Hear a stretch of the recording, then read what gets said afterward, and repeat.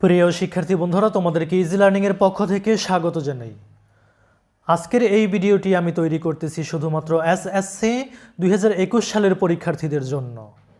আজকের সায়েন্স বিভাগের ছাত্রছাত্রীদের মধ্যে অনেকেই দেখেছি যে ফুল মার্কসের আনসার করতে পারেনি।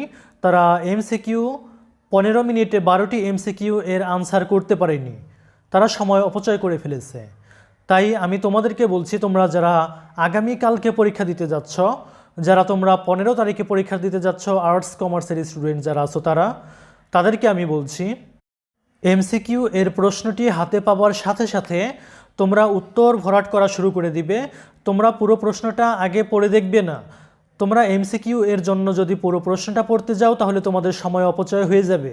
তাই তোমরা কি করবে, যে ভাষা পড়বে, হালকাভাবে পড়বে, চোখ বুলিয়ে যাবে এবং প্রথম থেকেই তুমি যেটা পারো সেটা ভরাট করে ফেলবে এবং খেয়াল রাখবে যে তোমার কয়টা প্রশ্নের উত্তর দাগানো হলো।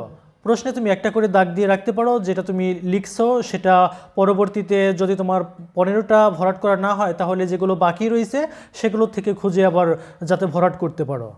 তো তোমরা যে কাজটি করবে, প্রথমে প্রশ্নটি হাতে পাওয়ার পরে সেটাকে প্রথম থেকেই দেখে যাবে, চোখ বুলিয়ে যাবে এবং যেটা কমন পড়ছে সাথে সাথে উত্তরপত্রে ভরাট করে ফেলবে। নইলে তোমরা 30টা নৈমিত্তিক থেকে 30টা এমসিকিউ থেকে বাছাই করে 15টা 15 মিনিটে দিতে পারবে না। আজকের পরীক্ষাতে সায়েন্স গ্রুপের স্টুডেন্টরা এমনটাই করেছে অনেকে।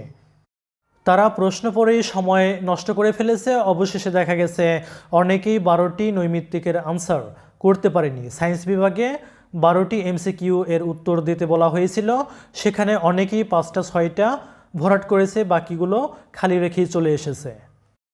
তাই আমি আর্টস কমার্সের স্টুডেন্টদের বলছি, তোমরা প্রশ্ন হাতে পাওয়ার সাথে সাথেই উত্তর ভরাট করা শুরু করবে। জাস্ট চোখ বুলিয়ে যাবে, জাস্ট দেখবে একটু, আর যেটাই সঠিক মনে হয় সেটাই সাথে সাথে ভরাট করে ফেলবে।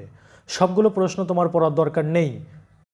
আর সিকিউ বা সৃজনশীল এর প্রশ্নটি হাতে পাওয়ার পরে তোমরা সেটি পুরোটি পড়ে একটু দেখবে, হালকাভাবে পড়ে দেখবে যে তুমি কোন প্রশ্নের উত্তরটা সব থেকে ভালো পারো। যেটার উত্তর তুমি সব থেকে ভালো পারো সেটি তুমি আগে লিখবে। ধন্যবাদ সবাইকে সাথে থাকার জন্য। তোমাদের জন্য রইল শুভকামনা।